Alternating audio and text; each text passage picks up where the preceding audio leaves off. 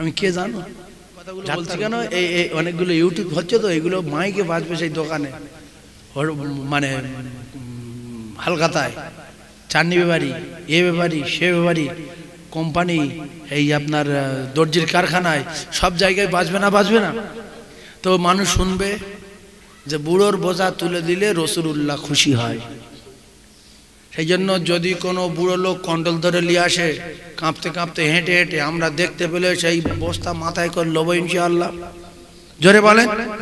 অনেকে চুপ করে আছে, আমি লি, আমার চুপ করে আছে, লেবে না বলে, আল্লাহ বিচার করবে, যদি না লাই বিচার কে করবে? মসজিদের ওয়াদা সব দিয়েছেন, মসজিদ কমপ্লিট করেছেন, এটাই আল্লাহর দরবার শুকরিয়া। কারণ এই রমজান মাসে আমি এখানে এসেছিলাম না, আল্লাহ পাকের অশেষ রহমত, কি সুন্দর, কি আগে কিরকম ছিল, লোকের ঘর বাড়িগুলো ভালো ছিল, মসজিদটা তার চেয়ে খারাপ ছিল। এখন ঘর বাড়ির চেয়ে মসজিদ ভালো হয়ে গেছে, যেটা আমাদের করার দরকার সেটা করে ফেলেছি ইনশাআল্লাহ। আর এই মসজিদ হলো জান্নাত। মসজিদ কি? জান্নাত, জান্নাতের টুকরা। মান বানা লিল্লাহি মসজিদান বানাল্লাহু লাহু বাইতান ফিল জান্নাহ। যারা মসজিদে টাকা দেয়, আল্লাহ তাদের জান্নাত দেয়। রাসূলুল্লাহ সব কথা সত্য না, দুটোটা মিথ্যা আছে? সব সত্য। টুনটা পড়া। তো আল্লাহ রাব্বুল আলামিন আমাদেরকে কবুল করেছেন, মসজিদটা আমরা করতে পেরেছি। এবারে কে কখন মরে যাব, চলে যাব, কেউ জানি না, জানে আমার আল্লাহ। তো যারা মসজিদে দান করেছি, আমরা কবরে গিয়ে বলতে পারবো, আল্লাহ, রাসূলুল্লাহ বলেছে যারা মসজিদ তৈরি করে, মসজিদে দান করে, তাদের জন্য আল্লাহ জান্নাতে বাড়ি তৈরি করে। আর ফের রাসূলুল্লাহ বলেছে যারা দান করে এরা আল্লাহর দোস্ত হয়ে যায়। তো আল্লাহ, আমি জীবনে যা করেছি আপনি সব জানেন। এখন একটা মসজিদ করে এসছি, 10 টাকা দিলেও দিয়েছি, এতে আল্লাহ খুশি না বেজার? কারণ আমাদের দিলে যা দয়া মায়া মহব্বত যা আছে, সরকুকুর, ছাগল, ভেড়া, হাঁস, মুরগি, জানোয়ার, পশু পক্ষী, তামাম মখলুক, তামাম সৃষ্টির সবার মিলিয়ে এক ভাগ। কোন প্রাণীর দিলে দয়া নেই বলেন তো? সবার আছে না? নেই। ওই প্রাণীটার দিলে দয়া নেই, সে কে? বাঘের দিলে দয়া, সে তার বাচ্চার ভালোবাসে, তার বাচ্চার যদি কেউ নিয়ে যায় সে জীবন দিতে চায়। বাঘ অনেক সময় হরিণের বাচ্চা ধরে নিয়ে এসে লাথি মারছে, ঠেলা মারছে, ছেড়ে দিচ্ছে, যে এত ছোট বাচ্চা, অনেক সময় ছেড়ে দিয়ে চলেই যাচ্ছে। তো আজকের সমস্ত দয়া মায়ার ভান্ডার যিনি, সেই রবের কাছে আছে 99 ভাগ, আর 1 ভাগ তামাম পৃথিবী বন্টন করেছে। তাহলে যার কাছে এত দয়া আছে, সেই রবের খুশি করতে বেশিক্ষণ সময় লাগে না। জিন্দিগি একটা আমল যদি সেই রব খুশি হয়ে যায়, আল্লাহ পাক তার জান্নাতে দেবেন। বলুন সুবহানাল্লাহ। অনেক আমল দরকার নেই, একটা, সেটা যেন আল্লাহকে রাজি খুশি করার জন্য হয়। একটা নোংরা নারী, কুকীর্তি করা নারী, সে ওই রাস্তা দিয়ে যাচ্ছিল, কুত্তার বাচ্চা পানি খাওয়ার জন্য কষ্ট পাচ্ছিল। কিতাবে এসছে সেই কুকুরের বাচ্চার পানি খাওয়ালো। নোংরা নারী, যারা সেজে গুজে উল্টোপাল্টা কাজ করে, বুঝতে পেরেছেন? সেই নারীটা রাস্তা দিয়ে যেতে যেতে একটা কুকুরের পানি পান করিয়ে তার গুনাহ মাফ করে দিল, আল্লাহ তার জান্নাত ঘোষণা দিল। বলুন সুবহানাল্লাহ। তাই যারা পাগলা রাস্তায় ঘোরে, ফকির রাস্তায় ঘোরে, বুড়ো লোক রাস্তায় বসে থাকে, কষ্ট হয়ে গেছে, হাঁপাচ্ছ, বাবা একটু ধন্যবাদ, আমার সময় নিবা। ও জানে যদি বুড়ো তুলি তাহলে আমি দোজখে যাবনি, আমার কবরে আগুন জ্বলবি নি। ও যে বুড়ো মরে মরুক, আমার কবরে আগুন জ্বলুক। এ বুড়ো কুকুরের চেয়ে ভালো না খারাপ? কথা বলে। উখরি জাতির নাস সর্বশ্রেষ্ঠ। তাহলে একটা বুড়ো লোক যখন পড়ে আছে, তুমি মোটর বাইকে যাচ্ছ, 4 চাকায় যাচ্ছ, তুমি জমিদারের বাচ্চা, তুমি রসুলের চেয়ে তো বড় না। রসুল পাগলা, বুড়ো, বুড়ি সবার তুলেছে না তোলেনি? তাহলে এরকম বর্তমানে কিছু লোক আছে, ও বুড়ো বুড়ো দেখলে ঘৃণা করে। বুড়ো দাঁড়িয়ে আছে পাশে, কাঁপছে, ও বাবা দাঁড়াতে পারে না, বাবা বড় বেড়ে মাছি রে বাবা রে। কটা কুমটো বসে বসে দেখছে, বুড়োটার বসতেও বলে না। কি আসে না? একে বুড়ো কাঁপছে পাশে উঠে, বা বুড়ো ইঞ্জিন মানে পিছনে বসেছে, আর কটা যুবক সামনে বসেছে। পিছনের গুঁতো কি ইঞ্জিন মানে, যারা ইঞ্জিন মানে বসে তারা জানে, প্রত্যেক বাম্পারে জীবন বেরিয়ে যাবে। আর বুড়ো প্রত্যেক বাম্পারে বলছো ও বাবা রে গেছি রে বাবা রে, শেষ করে দিল রে, ও কেন উঠলো ওটা আসতে চলে। ড্রাইভার বলছে কাকা রাস্তা ভাঙা। তো বুড়োর অন্তত বাপ হিসাবে, বাপের বয়সী মানুষ, অনেকের বাপ নেই, ওর বলা যে কাকু আপনি সামনে আসেন। কাকুর মনটা তখন খুশি না বেজার? খুশি না? তুমি যুবক যখন বাসের সিট ছেড়ে দেবে, উঠে দাঁড়াবে, দাঁড়ালে ওই বুড়ো বসে উজু করতে হবে না, হাত তুলতে হবে না, বুড়ো শুধু বলবে আল্লাহ তোর ভালো করুক বাপ, তুই খুব ভালো, আল্লাহ তুই যে কাজ করিস তোর আল্লাহ কাজে বরকত দেবে বাবা, আমি খুব খুশি। তাহলে একটা কুত্তার বাচ্চার খুশি করিয়ে যদি জান্নাত পায়, তো আপনার একটা মানুষ, বুড়ো মানুষ যদি খুশি করার, আল্লাহ তো জান্নাতুল ফিরদাউস দেবে আপনার। এই কথা ঠিক না বলবো? একটা বুড়োর যদি খুশি করান, জান্নাতুল ফিরদাউস দেবে আপনার। কেন নোংরা নারী সে যদি কুকুরের খুশি করিয়ে জান্নাত পায়, তো আমরা তো অত নোংরা লোক না। হে আগে ছোটবেলায় কোথায় কোন গন্ডগোল করেছেন, কোথায় কি করেছেন, বহুদিন আগে সেসব কি ওই নারীর চেয়ে ভালো তো। তারপরে আমরা জীবনে কত কলমা পড়েছি, কত দরুদ পড়েছি, কত নামাজ পড়েছি, কত রোজা রেখেছি, আমরা অনেক ভালো। তো সেজন্য রসুলুল্লাহর সামনে একটা বুড়ি মানুষ মাথায় বুক চালিয়ে যাচ্ছিল, রসুল বললেন মা আমার মাথায় দাও, আমি তোমার জায়গায় পৌঁছে দিয়েছি। পৌঁছে দিয়েছে না দেয়নি? পৌঁছে দিয়েছে।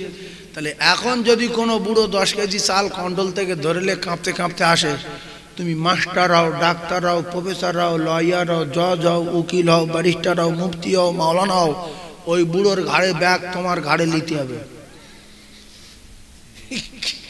ভাই শুধু হাসছে। কথা ঠিক বলছি না ভুল বলছি? এইবার যদি বলো যে আমি মাস্টার সাহেব নবীর চেয়ে বড়, হুজুর আপনি জানেন না নবী কি আর আমি কি, নবী লিখতে পারে আমি লিখতে পারি, কেন আমার নবীর চেয়ে দাম বেশি, সেটা আপনার ব্যক্তিগত ব্যাপার।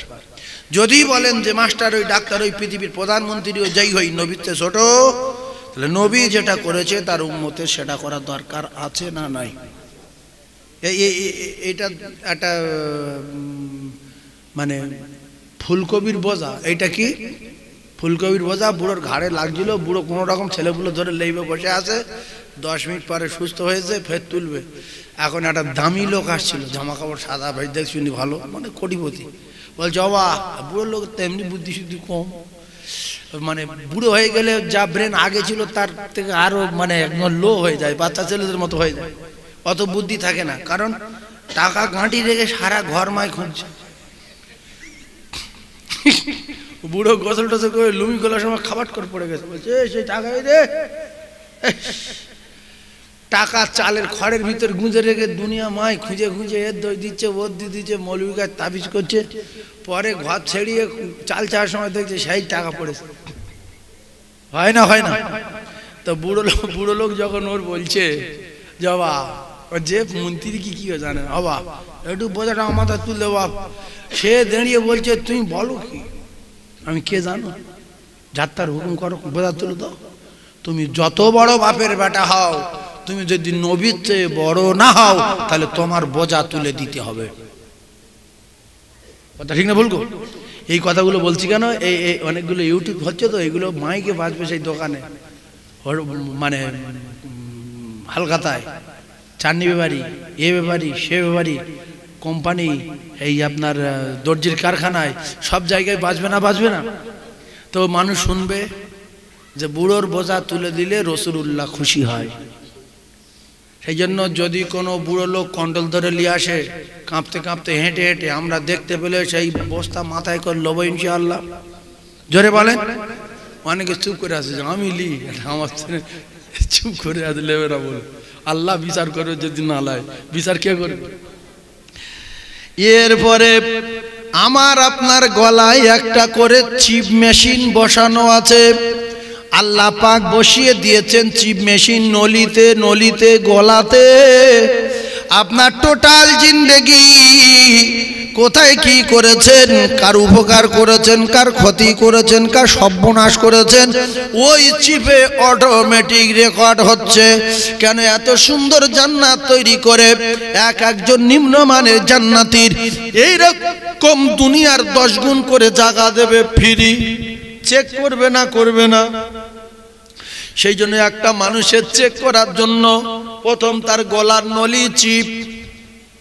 আল্লাহ বলেন ফামান ইয়ামাল মিসকালা যাররাতিন খায়রান ইয়ারা ওয়া মান ইয়ামাল মিসকালা যাররাতিন শাররান ইয়ারা। আপনি অবাক হয়ে যাবেন সেদিন যেদিন আপনাকে ছোট্ট ছোট্ট ছোট্ট ছোট্ট কাজগুলো দেখানো হবে। আল্লাহর কসম প্রত্যেকটা নিঃশ্বাসের হিসাব দিতে হবে। আপনার জিন্দেগি যদি একবার আল্লাহ বলে থাকেন সেটা ওই চিপে রেকর্ডিং আছে।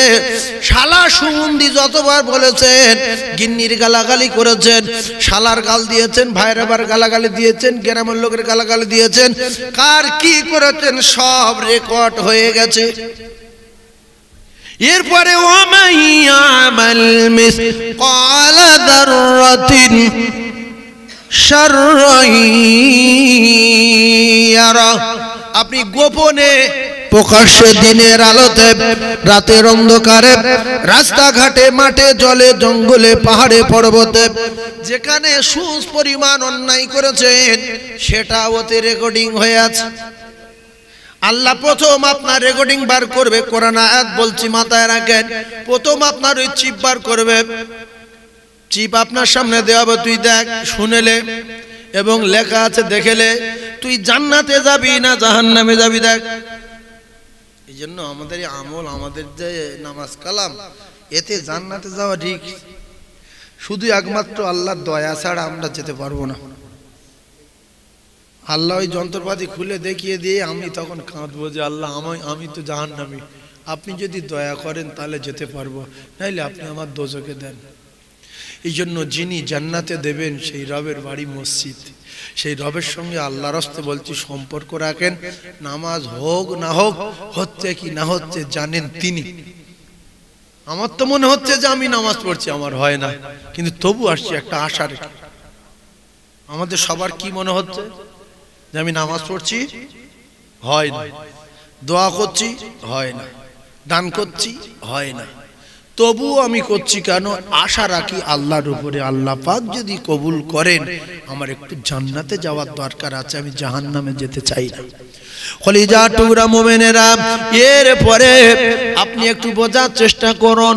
কালকে আমি একটা ওয়াজ করছিলাম যে দীঘায় গেলে নেকি হবে, ইকো পার্কে গেলে নেকি হবে, বকখালি গেলে নেকি হবে। কিছু লোক ভাবছে এ কি, ওইসব জায়গায় তো গোনা হয়। আপনি মসজিদে যখন আসবেন তখন আপনার গুনাহ হবে যদি নিয়ত উল্টো থাকে। বুখারী শরীফের হাদিস, ইন্নামাল আমালু বিন্নিয়াত। ঠান্ডা মাথায় তত্ত্বগুলো বোঝার চেষ্টা করুন। ইন্নামাল আমালু বিন্নিয়াত। আপনি নামাজ পড়তে আসছেন, হঠাৎ করে আপনার একটা ভাবি রাস্তায় দাঁড়িয়ে আছে দরজার কাছে গেটে। আপনি বলছেন ভাবি তোমার দেখলে আর মসজিদে ইচ্ছা হয় না, সত্যি তোমার যা দেখতে আমি মাথা খারাপ হয়ে যায়, তুমি দাঁড়াও নামাজ পড়ে এক্ষুনি আসবো। গোনা হবে না? হবে না? জোরে বলেন, গোনা হবে। এইটা হবে চোখের জেনা। তাহলে তুমি ওযু করে মসজিদে যেতে যেতে জেনার গোনা নিয়ে যাচ্ছ। তারপরে উল্টো পাল্টা জিনিস লক্ষ্য করে যদি কিছু দিলে ভাবো যে আল্লাহ আল্লাহ অমুক তমুক, তাহলে এই দিলের জেনা হবে। আর যদি মোবাইল নিয়ে বলতে থাকো যে দেই নামাজ পড়তে যাচ্ছি, এখন তোর কথা শুনলে আমার ঘুম লাগে না, সারা রাত ঘুমোতে পারিনি তোর কথা শুনে, তুই আমার জীবন, ফোনটা এখন রাখ, নামাজটা পড়ে আসি। আল্লাহর কসম, রাসূলুল্লাহ বলেছে এটা হলো কানের জেনা। কিসের জেনা? কানের জেনা। তোমার কানের 12টা বাজাবে কিয়ামতের দিন। আমার আল্লাহ চোখের জবান খুলে দেবে, আমার আল্লাহ কানের জবান খুলে দেবে, আমার আল্লাহ হাতের জবান খুলে দেবে। ওয়া তাশাদু আরজুলুহুম বিমা কানু ইয়াকসিবুন। আমার আল্লাহ পায়ের জবান খুলে দেবে। সেদিন কারুর বাপ ঠেকাতে পারবে না। ইয়াউমা ইয়াফিরুল মাররু মিন আখি ওয়া উম্মিহি ওয়া আবিহি ওয়া সাহিবাতি ওয়া বানি। কে সে, তার নাম কি, আপনার কিয়ামতের মাঠে পরিচয় দেবে। কার জন্য আপনি গুনাহ করবেন? কার জন্য আল ছাঁটবেন, কার জন্য পেটাপেটি করবেন, কার জন্য ইট চুরি করবেন, কার জন্য বালি চুরি করবেন, কার জন্য ওজনে কম দেবেন, কার জন্য মাল ওজনে কম দেবেন, সে কে? এই জন্য নিজে বাঁচেন আর নিজের ছেলে মেয়েদেরকে হালে বরকত থেকে বাঁচান। আল্লাহ বলেছেন ইয়া আইয়ুহাল্লাযীনা আমানু কু আনফুসাকুম ওয়া আহলিকুম নারা, তুই বাঁচ আর তোর হালে বরকতের বাঁচা। এটা কোরআন শরীফ। আচ্ছা, কোরআন শরীফে যত কথা আছে সব তো সত্য বাপ, তাহলে আমরা মানি না কেন? ব্যাপারটা কি? আমরা কোরআন মানি না কেন?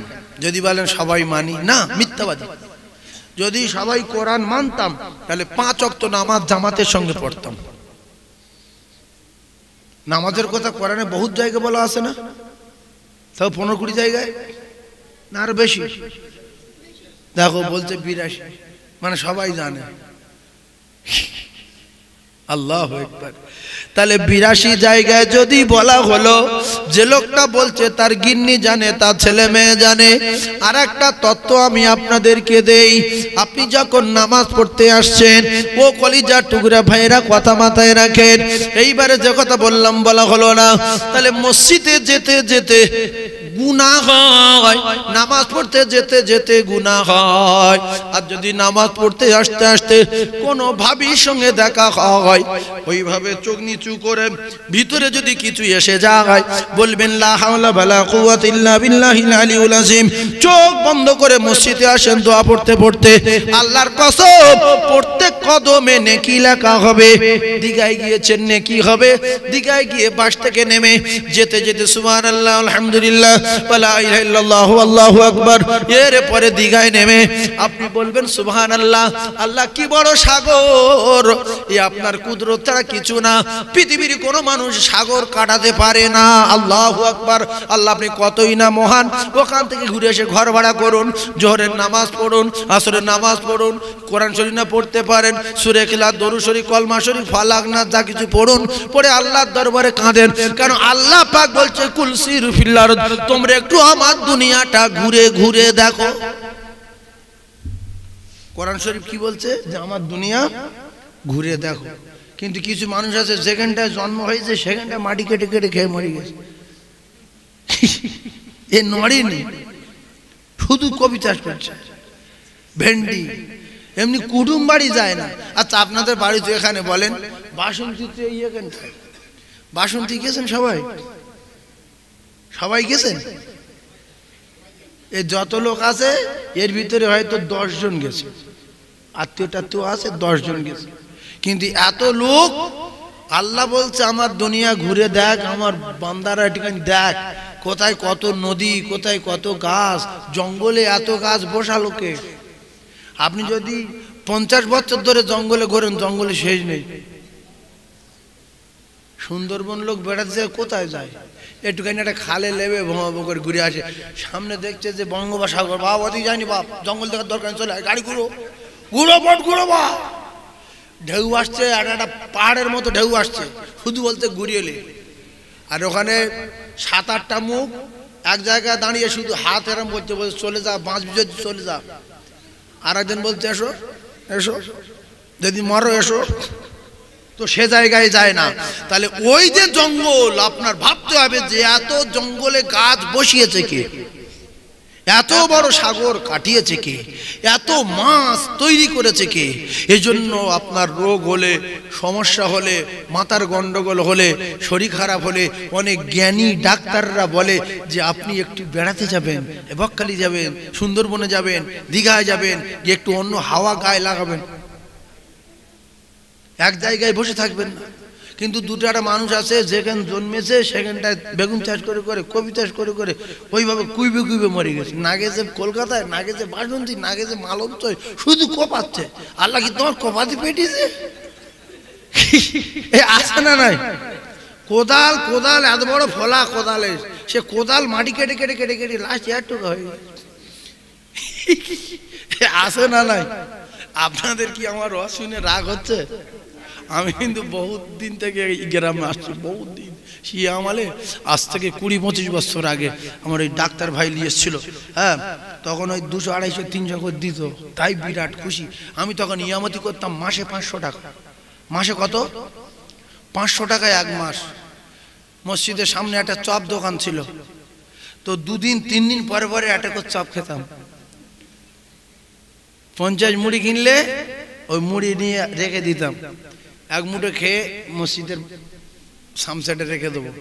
তারপরের দিন 2 দিন পরে চপ নিয়ে ফের মুড়ি ঠোঙাটা পাড়বো। নরম তাই পাচ্ছি, তাই ভালো নরম, তোমার মাথা খারাপ। হ্যাঁ নরম, তখনকার লোক নরম ফরম বুঝতো না বাবু। গরিব মানুষরা ধনী লোকের বাড়ি ফ্যান চাইতে যেত, বাবু একটু ফ্যান দেন বু। তো অনেক বাড়ির বউ বলতো যে আমাদের কুকুর কি খাবে, তোরা সবসময় ঝামালি করিস কেন, ওতে হাত দিইনি, আমাদের কুকুর খাবে। এই জন্য গরিবের উপরে যারা অত্যাচার করেছে, গরিবের যারা কষ্ট দিয়েছে, আল্লাহ তাদের বংশ ধ্বংস করে দিয়েছে, ভিটে মাটি চাটি করে দিয়েছে। লোক দেখে বলে এত মোটা দেয়াল, এত মোটা মোটা পিলিয়ার, তারা কোথায়? বলছে তাদের কোনো চিহ্ন নেই, বংশ ধ্বংস। এই জন্য মানুষকে যারা ভালোবাসে আল্লাহ পাক তাদের ভালোবাসে, কারণ মানুষ তৈরি করেছে আমার আল্লাহ। আমরা সবাই মানুষকে ভালোবাসবো ইনশাআল্লাহ, সবাই মানুষকে ভালোবাসবো। এবারে যে কথা বলছিলাম, তাহলে দীঘায় গেলে নেকি হলো তো, আমি কামরা রুম ভাড়া করে কোরআন শরীফ পড়বো, নামাজ পড়বো, আর ওই আল্লাহর সৃষ্টি দেখে আল্লাহ শুকর আদায় করবো। তাহলে আপনার কতই না কুদরত, আপনি কত বড় না শক্তিশালী আল্লাহ। এই যে বিশাল আসমান, তার একটা খুঁটি নেই। আমাদের ভাঙড়ে গিয়েছে যেখানে যে আকাশ, দীঘায় সেই আকাশ। এত দূরে আসলাম, 215 কিলোমিটার অতিক্রম করে আসলাম, কিন্তু একটা জায়গায় খুঁটি নেই। কিন্তু আমাদের জলসার প্যান্ডেল হয় এই 25 ফুট 30 ফুট 20-25টা খুঁটি। এত আল্লাহ খুশি না বাজার যে আমার সৃষ্টি দেখ। এরপরে আপনি যদি দীঘায় গিয়ে বাস থেকে নেমে পর লুঙ্গি খোলেন, স্যুট খোলেন, আন্ডারপ্যান্ট খোলেন, খুলে যদি জাইয়া পরে নদীতে ঝাঁপ দেন, এই জাইয়া পরে ঝাঁপ দেওয়া সুন্নত না মুস্তাহাব? মুস্তাহাব, পারবো মুস্তাহাব। জাইয়া পরে নদী লাওয়া নেই মুস্তাহাব। এই বল না সেলিম, কি জাইয়া পরে নদী ঝাঁপ দেওয়া কি হারাম? বেটা ছেলে শুধু জাইয়া পরা হারাম, ওর কপাল আগুন লাগবে। কিন্তু অনেক অনেক পুরুষ মানুষ ঘরে গোসলখানায় গোসল করে, বেটা ছেলে তার মার বলছে। আর এই জন্য রাসূলুল্লাহর কথা যে না মানে তার সংসারে আগুন লাগবে, সারা জীবন অশান্তি, আর সে সারা জীবন বিউজ্জতির সঙ্গে ঘুরবে, অপমান হয়ে হতে হতে হতে হতে মরিবে, ফের কবরে আগুন জ্বলবে, কবরও মার খাবে। তার কারণ রাসূলুল্লাহ বলেছেন খায়রুকুম মান তাআল্লামাল কুরআন ওয়া আল্লামা। রাসূলুল্লাহ বলেছেন তালাবুল ইলম ফরিদাতুন আলা কুল্লি মুসলিম। আপনার ওই ছেলেটা যদি একটুখানি আরবি শিখতো, কোনো আলেমের সোহবত নিত, তাহলে মায়ের সামনে জাইয়া পরে, ভাবির সামনে জাইয়া পরে গিয়ে সুট চাইতো না, লুঙ্গি চাইতো না। গোসলখানায় গোসল করে একটা জোয়ান ভাবি, এ 17-18 বছরের যুবক, শুধু জাইয়া পরে ভিজে, আর ফের জাইয়া কি নাম লাগবে বলেন তো দেখি? ওই শুদ্ধ গিয়েও ভাবি সেটা দা ভাবি বলছে তুই ওরম বিয়াদব কেন, শুধু জাইয়া পরে ওরম করিস? বলছে আর ছোটবেলা থেকে এইরকম নিয়ম। সেই ভাবি ওইসব মানে ওই উরত ফুরত যখন দেখছে, আল্লাহর কসম এই ছেলেটা শুধু জাইয়া পড়েছে মানে ন্যাংটো আছে। বেটা ছেলে 17 হলো, নাভি থেকে নিয়ে হাঁটুর নিচে পর্যন্ত কাপড় ঢাকতে হবে, এটাই বেটা ছেলে ঢেকে রাখা ফরজ। এটা বেটা ছেলে ঢেকে রাখা কি ফরজ? অনেক মুরব্বী আছে মাঠে কাজ করতে গিয়ে কাঁচা মেরেছে, হ্যাঁ, আবার নামাজ পড়ে কাঁচা মেরে ফের নামাজ পড়তে আসছে। তুই 5 মিনিট আগে ন্যাংটো হয়েছিলি, ফের নামাজ পড়তে আসছে। নামাজ পড়তে আসছো, ফরজ হুকুম আদায় করছো, কিন্তু হাঁটুটা ঢাকা দেওয়া তো ফরজ ছিল। হাঁটু ঢাকা কি ফরজ? কোনো কারণে যদি কাঁচা মারতে হয়, একটা ঢিল ফিল খোয়া দিয়ে যাতে করে লুঙ্গিটা খুলে দেয়, চা করে খোয়া দিয়ে সাঁ করে গুঁজে নিয়ে চা করে গামছা পরতে হবে। গামছা পরার দরকার আছে না নাই? ভাবিরা, সোনার মানিকেরা, আপনাদের ছেলেদেরকে বোঝাবেন, বাবু তুমি বড় হয়ে গেছো, হাঁটু ঢাকা ফরজ। ও ভাবিরা, ছেলেকে বলে দিও হাঁটু ঢাকা ফরজ। মেয়েকে বলে দিও মা তোমার শুধু হাঁটু না, তোমার টোটাল বডিটা ঢেকে রাখা ফরজ, মাথা চুলটা ঢেকে রাখা ফরজ। কিন্তু জাতির কলঙ্ক নির্লজ্জ, আল হায়া উশাওয়াতুন শুবাতুম মিনাল ঈমান। অনেক বাপের বেটি দেখা যায় ওরাও শুধু আন্ডার প্যান্ট পরে ঘুরছে, আছে না নাই? মেয়ে ছেলে শুধু হাফ প্যান্ট পরে ঘুরছে, হাফ প্যান্ট, উরোদ ঢাকা প্যান্ট পরে ঘুরছে, কোন রকম উরোদ পর্যন্ত, হাঁটু ঢাকা না, এরকম মেয়ে আছে না নাই? মুখ্য বাপের বলছে তুমি বোঝো, তোমার সে জ্ঞান নেই, কলকাতার দিকে দিকে দেখে এসো, নিউ টাউনের দিকে যাও, শিক্ষিত হলে এরকম চলতে হয়। এত লেখাপড়া শিখে ফের হাঁটু রেখে ঘুরবো? ভাই শুট পড়ছে, ভাই শার্ট গায়ে দিচ্ছে, ভাই বলছে তুই গায়ে দে, আমি ছবি তুলি, কেরম দেখায় দেখি, আছে না নাই? এইগুলো হলো মা বাপের দোষ। এজন্য আল্লাহ পাক বলেন ইয়া আইয়ুহাল্লাযীনা আমানু, এই ঈমানওয়ালারা, কু আনফুসাকুম ওয়া আহলিকুম নারা, তুমি বাঁচো আর তোমার বেটা বেটিকে বাঁচাও, তোমার ছেলে মেয়েদেরকে বাঁচাও, তোমার আহলে বর্গদেরকে জাহান্নামের আগুন থেকে বাঁচাও। এজন্য আমি আপনাদের পায়ে ধরে বলে গেলাম, আপনার মেয়ের টোটাল বডি ঢেকে রাখা ফরজ, আর দায়িত্ব হলো আপনার। আপনি যত বড় নামাজি হন, যত তাহাজ্জুদ গুজারি হন, ইশরাক আওয়াবিন সালাতুত তাসবিহ পড়নে ওয়ালা হন, আপনার ছেলে মেয়ে যদি অন্যায় করে, এ পাপের বোঝা আপনার টানতে হবে, এ পাপের শাস্তি আপনার পেতে হবে। এইবার একটা মিসাল দিচ্ছি। আপনি নামাজ পড়তে আসছেন, আর এই মসজিদের পাশে যে রাস্তা আছে সামনে, ওই রাস্তা একটা হিন্দু বুড়ো লোক মুখ থুবড়ে পড়ে গেছে, নাক ফেটে রক্ত বার হচ্ছে, আর এদিকে জামাত হয়ে গেছে, আর 30 সেকেন্ড মতো বাকি আছে। আপনি দৌড়ে আসলে জামাতটা ধরতে পারবেন। এখন ওদিকে বুড়ো তুলবেন না জামাতটা ধরবেন? হ্যাঁ, আমার ভাই বলছে বুড়োর আগে তুলতে হবে।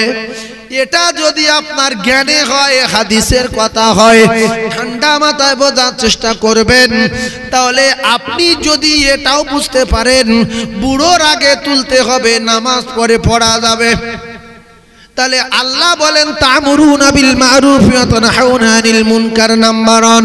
ঠান্ডা মাথায় তত্ত্বগুলো বোঝার চেষ্টা করুন। এদিকে আল্লাহ পাক বলেন ইয়া আইয়ুহাল্লাযীনা আমানু, ও ঈমানওয়ালা, কু আনফুসাকুম ওয়া আহলিকুম নারা।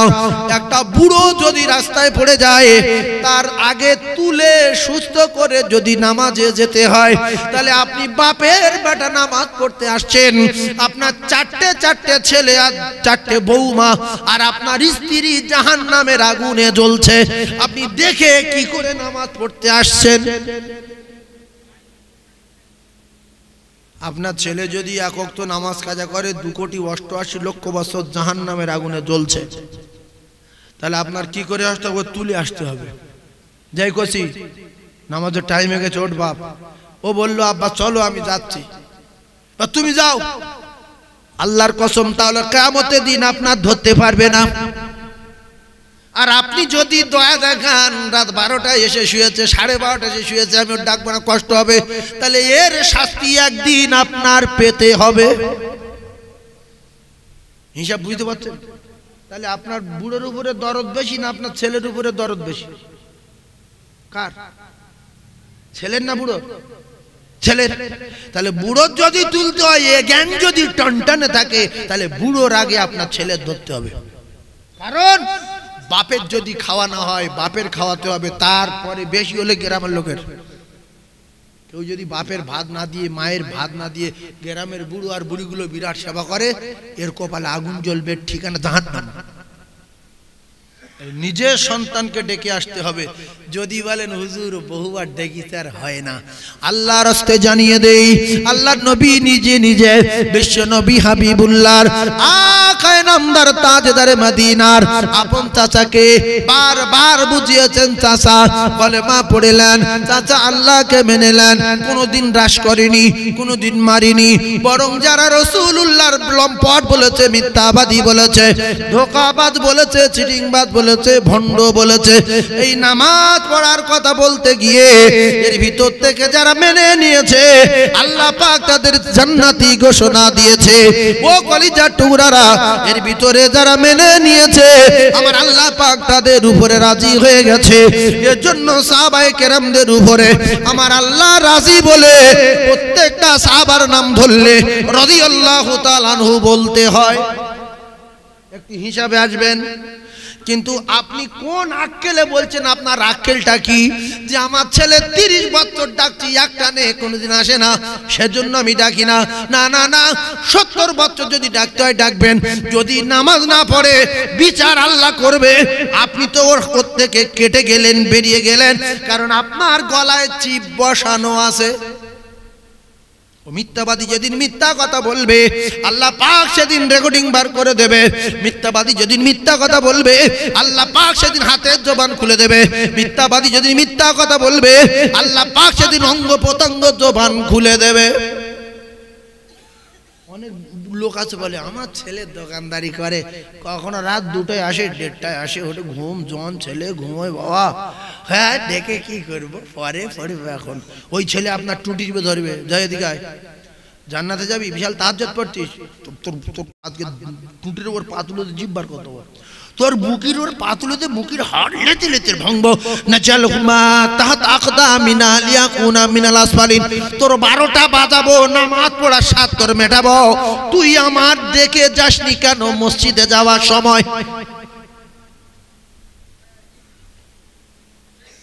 তাহলে আপনার ছেলে আসার দরকার নেই তো, ও ঘুমুক। হ্যাঁ কচি, ও বৌমা ছেলে কই? হ্যাঁ ওই তো ডেকে দিচ্ছে আব্বা, তুমি ওঠো নামাজ পড়ে নাও। এই সকিনার মা, অনেকের গিন্নি নামাজ পড়ে না। এই সকিনার মা ওঠো নামাজ পড়ো। আব্দুল রহিমা কই? ওঠো নামাজ পড়ে নাও। এবার সে পড়ুক না পড়ুক আপনার হক আদায় হয়ে গেছে, কোরআনের বিধান আদায় হয়ে গেছে। তা'মুরুনা বিল মা'রুফ ওয়া তানহাউনা আনিল মুনকার ওয়া তু'মিনুনা বিল্লাহ। আপনি আল্লাহর জন্য সৎ কাজের আদেশ করেছেন না করেন? এজন্য কলিজা টুকরা ভাইরা আমার, ভালো করে বোঝার চেষ্টা করুন। শুধু নিজে জাহান্নামের আগুন থেকে বাঁচলে হবে না, আপনার দায়িত্ব আপনার ছেলেকে বাঁচাতে হবে, আপনার বৌমাকে বাঁচাতে হবে, আপনার স্ত্রীকে বাঁচাতে হবে, আপনার মেয়েকে বাঁচাতে হবে, আপনার আহলে বর্গদেরকে জাহান্নামের আগুন থেকে বাঁচাতে হবে। যদি না বাঁচান তাহলে আপনার কিন্তু পস্তাতে হবে। এজন্য আল্লাহ নবীর একজন সাহাবী আব্দুল আনসারী রাদিয়াল্লাহু তাআলা আনহুর বাড়িতে গেলেন রাসূলুল্লাহ। 4 জন সাহাবীকে নিয়ে আল্লাহ রাসূল প্রথম সালাম দিলেন, উত্তর দিলেন না। আবার সালাম দিলেন, উত্তর দিলেন না। তৃতীয়বার সালাম দেওয়ার সাথে সাথে আল্লাহর নবী সাহাবী দৌড়ে আসলেন, এসে সালামের উত্তর দিয়ে বললেন, ইয়া রাসূলুল্লাহ, ইয়া হাবিবাল্লাহ, বড্ড দেরি হয়ে গেছে। নবী বললেন, আব্দুল আনসারী, তুমি একটা কথা শোনো, আমি রাসূলুল্লাহ তোমার বাড়ি এসে সালাম দিচ্ছি, সঙ্গে 4 সাহাবী রয়েছে, আর তুমি চুপচাপ মেরে রয়েছো। বলছে, ইয়া রাসূলুল্লাহ, আমাকে ক্ষমা করে দিন। আল্লাহ নবী বললেন, শোনো, তুমি ভালো করে জানো, আমি নবী যদি কারোর উপরে রেগে যাই, আমি নবী যদি কারোর উপরে নারাজ হই, আমার আল্লাহ তার জান্নাতে দেবে না। বললে, হুজুর ক্ষমা করে দিন। বলে, কি হয়েছে বলো? বলে, ইয়া রাসূলুল্লাহ, আমার আর আমার স্ত্রীর একটি মাত্র কাপড়, আমি উলঙ্গ অবস্থায় গর্তের ভিতরে বসে আছি, আমার স্ত্রী নামাজ আদায় করছিল, আপনি যখন প্রথম সালাম দিলেন তখন আমার স্ত্রী নামাজ আদায় করছে, আমি কি করে ডাকবো আমার স্ত্রীর? আমার স্ত্রী তো আল্লাহর সঙ্গে কথা বলছে, ইয়া রাসূলুল্লাহ। দ্বিতীয়বার সালাম দিলেন, তখন আমার স্ত্রী নামাজ পড়ছে, আমি গর্তের ভিতরে উলঙ্গ অবস্থায় বসা, ইয়া রাসূলুল্লাহ হে। তৃতীয়বার সালাম দেওয়ার সঙ্গে সঙ্গে আমার স্ত্রী সালাম ফিরিয়ে দিয়ে সেট করে গর্তের ভিতরে গিয়ে তাড়াতাড়ি করে কাপড়টা মাদিয়ে দিল। আমি কোন রকমে জড়িয়ে আপনার কাছে এসেছি, ইয়া রাসূলুল্লাহ, আমায় ক্ষমা দিন, ক্ষমা দিন, আমি গরীব ইয়া রাসূলুল্লাহ, এজন্য করে আমি আপনার কাছে আসতে পারিনি। কিতাবে এলাকা বিশ্ব নবী কাঁদে, চোখের পানি জারি হয়ে যায়। এত কষ্টই থাকার পরও আব্দুল্লাহ আর তার স্ত্রী এক ওয়াক্ত নামাজ ছাড়ে না। রাসূলুল্লাহ চোখের পানি দেখে আরো চারজন সাহাবী ঝরঝর করে কাঁদে। ও কলিজার টুকরারা, যুবকেরা, জওয়ানেরা, আজকের মুসলমানের ঘরে জন্ম নিয়ে 25-30টা করে শাড়ি থাকার পরও, 8-10টা করে লুঙ্গি থাকার পরও, পাঞ্জাবি 7-8টা করে থাকার পরও ইচ্ছা মতো হদ্দ খাওয়া খাচ্ছে, আজান হলে মসজিদে যায় না, এমন মুসলমান দুনিয়ায় আছে না নাই? হ্যাঁ, জান না, শুধু চোখ বন্ধ হয়ে যাক, গুঁতো বুঝতে পারবে। ও বাবু, কোথায় যাচ্ছ? তুমি যেও নি, এর পরে কি হয়ে যাবে, তোমার অবস্থা খারাপ হয়ে যাবে তোমার। হ্যাঁ, আপনাদের কি রাগ হচ্ছে? এইবার শোনেন ভাইরা আমার, বাবাদিরাম, আল্লাহ নবী বললেন, আব্দুল আনসারী, তোমার কথা শুনে আমার খুব ভালো লাগলো, তবে এই ছেলেটা কার? বলছে হুজুর আমার। বলছে শিকল দিয়ে গাছের গায়ে বেঁধে রেখেছো কেন? বাচ্চা ছেলে, 8-10 বছর বয়স, এর শিকল দিয়ে বেঁধে কষ্ট দিচ্ছ কেন? সাহাবী বললেন, ইয়া রাসূলুল্লাহ, আপনি বলেছেন শুধু নিজে জাহান্নামের আগুন থেকে বাঁচলে হবে না, তোমার আহলে বর্গদেরকে জাহান্নামের আগুন থেকে বাঁচাতে হবে। ইয়া রাসূলুল্লাহ, ইয়া হাবিবাল্লাহ, আমাদের কয়েকদিন খাওয়া হয় না। ইয়া রাসূলুল্লাহ, এই ক্ষুধার যন্ত্রণায় আমার স্ত্রী গর্তের ভিতরে লঙ্গ অবস্থায় বসা, আমি এই কাপড়টা পরে আমি যখন রুজির তালাশে বাইরে যাই, আর আমার ওই বেটা ওর যদি ছেড়ে রেখে যাই, ইয়া রাসূলুল্লাহ, ইহুদির বাগানের একটা খেজুর গাছ আমার উঠোনে হেলা হয়ে এসেছে, ওই খেজুর গাছ থেকে খেজুর পড়লে ও যদি গুড়িয়ে খেয়ে নেয় ক্ষুধার যন্ত্রণায়, ইয়া রাসূলুল্লাহ, আপনি তো বলেছেন লা ইয়াদখুলুল জান্নাতা জাসাদুন, ওই ব্যক্তি কোনোদিন জান্নাতে যাবে না, জাসাদুন গুজিয়া বিল হারাম, যার শরীর হারাম দিয়ে লালিত পালিত হয়েছে। ইয়া রাসূলুল্লাহ, এজন্য যাতে করে খেজুর পড়লে গুড়িয়ে না খেতে পারে, পরের বাগানের খেজুর গুড়িয়ে খাওয়া মানে চুরি করে খাওয়া। ইয়া রাসূলুল্লাহ, চোরের মাল খাওয়া হারাম, তাই আমার গাছের গায়ে বেঁধে রেখে যায় যাতে করে ও খেজুর পড়লে গুড়িয়ে খেতে না পারে।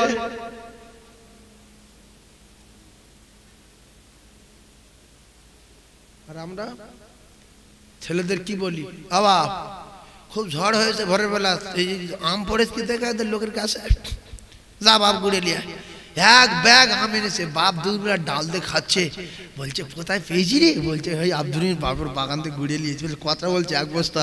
বলছে কেউ দেখতে পাইনি তো? বলছে না। বলছে ঠিক আছে, মাল তক্ত বসে তোলা লোড কর আর ডাল দিয়ে রান্না করবি, আমি জুমার নামাজ পড়ে আসি ফের টান দেবো। ফজরে এসে টান দিচ্ছে, জোহরের টান দিচ্ছে, আসরের নামাজ পড়ে টান দিচ্ছে, এ শরীর জাহান্নামে যাবে।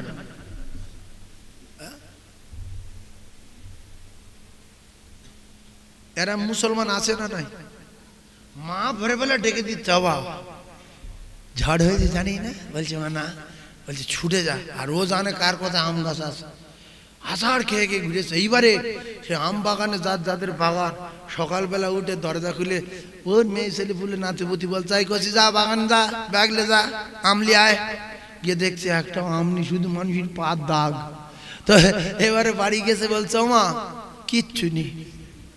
বলছে সব গুড়িয়ে নিয়ে গেছে, ওর মাথায় বাজ পড়ুক, ওর ভেদবমি হোক, পেটে কলেরা হোক, এমনি যার বাগান সে যদি একটা আম না পায় গালাগালি করবে না? করবে না। আর এর নামাজ পড়ে গিয়ে খাচ্ছে, আল্লাহ তুমি যারা কত ভালো জন করো, আর একবার ঝড় দাও, চাটে খাই। আর সাহাবী নিজের ছেলের কি করেছে? শিকল দিয়ে গাছের গায়ে বেঁধে রেখেছে, যে হারামকে জাহান্নামে যাওয়াচ্ছে, শুকিয়ে থেকে আল্লাহর জান্নাতে যাওয়া ভালো। এই জন্য নবীও খাইনি, মা খাদিজা খাইনি, মা ফাতেমা দিনের পর দিন খাইনি, হাসান হোসেন দিনের পর দিন খাইনি। হারাম মাল ভিতরে ঢোকানো যাবে না। এই ওয়াজগুলো করছি মানে আমরা আমাদের ছেলেদের চেক দেওয়ার দরকার আছে না নাই সেটাই বোঝাতে চাচ্ছি। ছেলে মেয়েদের চেক দেব ইনশাআল্লাহ, বলেন ইনশাআল্লাহ। মানে আল্লাহ চায় চেক দেব, আল্লাহ চায় চেক দেব, কারণ হারাম মাল খাবো না। একদিন শুকিয়ে থাকবেন, তাহলে আম গুড়িয়ে খাওয়া সুন্নত না মুস্তাহাব? লোকের বাগানের আম গুড়িয়ে খাওয়া সুন্নত না মুস্তাহাব? হারাম জিনিস খাবে না।